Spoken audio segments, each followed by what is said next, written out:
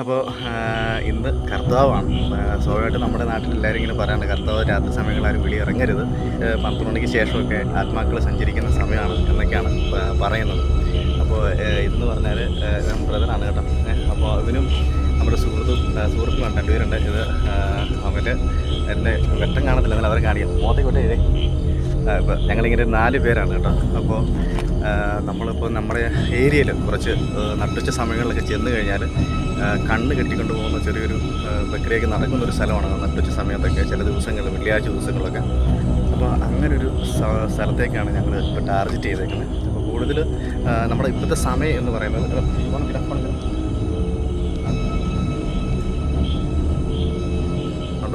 12:17 സമയം. നമ്മുടെ സമയം എന്ന് പറഞ്ഞാൽ 12:17 ആയിട്ടുണ്ട്. അപ്പോൾ നമ്മളിനി നമ്മൾ ആ ലൊക്കാലിറ്റിയിലേക്ക് പോകണം. അപ്പോൾ പോകുന്ന വഴിക്ക് എന്തൊക്കെയാണ് സംഭവിക്കുക, പ്രേതം ഉണ്ടോ ഇല്ലെന്ന് ഞങ്ങൾക്ക് അറിയില്ല.